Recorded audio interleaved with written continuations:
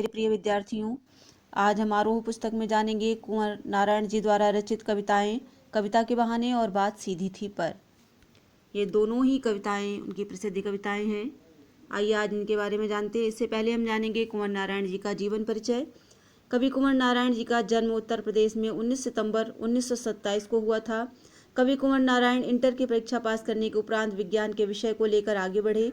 उसके पश्चात फिर वह साहित्य के विद्यार्थी बने और लखनऊ विश्वविद्यालय से उन्होंने 1951 में लखनऊ विश्वविद्यालय से अंग्रेजी में एमए की उपाधि हासिल की।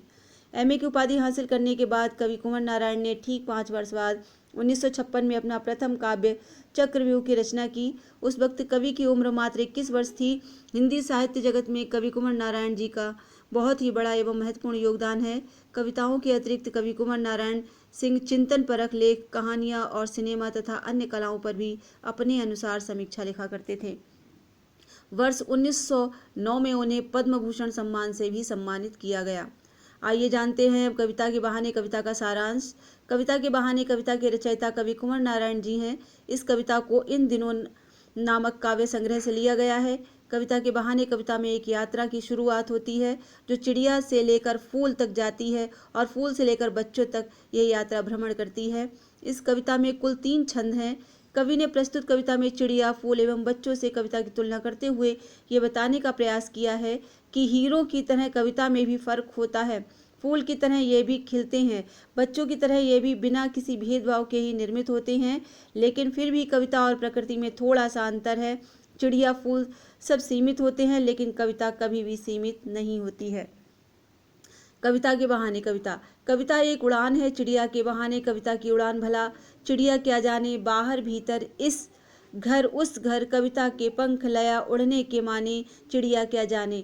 कविता एक खिलना है फूलों के बहाने, कविता का खिलना भला फूल क्या जाने, बाहर भीतर इस घर उस घर, बिना मुरझाए महकने के माने, फूल क्या जाने। कविता एक खेल है बच्चों के बहाने, बाहर भीतर यह घर वह घर, सब घर एक कर देने के माने। प्रस्तुत काव्य पंक्तियां कवि कुंवर नारायण जी द्वारा रचित कविता के बहाने काव्य से ली गई हैं। इस कविता में कवि कहते हैं कि कवि की जो कविताएं लिखता है वह कविता कल्पना के उड़ान की जैसे होता है। ये उड़ान चिड़ियों की उड़ान जैसी होती है, लेकिन चिड़ियों की उड़ान और कविता की उड़ान में थोड़ा सा फर्क है। ये अंतर यह है कि चिड़िया जब उड़ती है सीमा में बंधकर उड़ती है, लेकिन कवि कभी भी अपनी रचना किसी भी सीमा में बंधकर नहीं रचता। कवि अपने कविता में जो पंख लगाकर उड़ता है उस पंख के बारे में चिड़िया क्या जाने। कविता एक खिलना है फूलों के बहाने, कविता का खिलना भला फूल क्या जाने, बाहर भीतर इस घर उस घर, बिना मुरझाए महकने के माने, फूल क्या जाने। कवि फिर अपनी कविता की तुलना फूलों से करते हुए कहते हैं कि कवि की कविता में जो कल्पना शक्ति होती है वह कल्पना फूलों की जैसे खिलती है, लेकिन फूल के खिलने में एक सीमा रहती है और कविता के खिलने में किसी भी प्रकार की कोई सीमा नहीं रहती है। फूल सुबह खिलता है और शाम तक वह मुरझा जाता है। एक निश्चित समय में फूल खिलते हैं और एक निश्चित समय में ही उसका अस्तित्व भी समाप्त हो जाता है, नष्ट हो जाता है। लेकिन कविता रूपी फूल ना ही किसी विशेष समय में खिलता है और ना ही वह समाप्त होता है। फूल की तुलना कविता के साथ नहीं की जा सकती, ऐसा कवि ने बताने का प्रयास किया है। कविता एक खेल है बच्चों के बहाने भी, बाहर भीतर ये घर वह घर, सब घर एक कर देने के माने, बच्चा ही जाने। कवि फिर बच्चों के खेल के विषय में बताते हुए कहते हैं कि जिस तरह से बच्चे कभी भी कुछ भी खेलने लग जाते हैं, उसी तरह कविता भी सीमा में बंधी नहीं होती, वह कुछ भी लिख सकती है। जिस तरह बच्चे बिना किसी भेदभाव के सभी के साथ घुल मिलकर रहते हैं, ठीक उसी तरह कविता भी बिना किसी भेदभाव के सभी को अपने कविता में स्थान देकर आगे बढ़ती है और सबको अपना बना लेती है। बात सीधी थी पर एक बार भाषा के चक्कर में जरा टेढ़ी फंस गई। उसे पाने की कोशिश में भाषा को उल्टा पलटा, तोड़ा मरोड़ा, घुमाया फिराया कि बात या तो बने या फिर भाषा से बाहर आए, लेकिन इससे भाषा के साथ साथ बात और भी पेचीदा होती चली गई। तो छात्रों, ये है बात सीधी थी पर उस कविता का अंश। कवि कहता है कि वह अपने मन के भावों को अभिव्यक्त करने के लिए बात कह रहा है कि बात बहुत साधारण थी, लेकिन सही भाषा के प्रयोग के चक्कर में बात उलझती रह गई। कवि का मानना है कि सही बात कहने के चक्कर में भाषा में बहुत प्रकार के बदलाव किए गए, भाषा को तोड़ा मरोड़ा गया, लेकिन वह अपने मन के भाव को ठीक ढंग से अभिव्यक्त नहीं कर पाया। कवि ये प्रयत्न करता रहा कि वह भाषा के जंजाल से मुक्त हो पाए, लेकिन बात बहुत जटिल हो गई।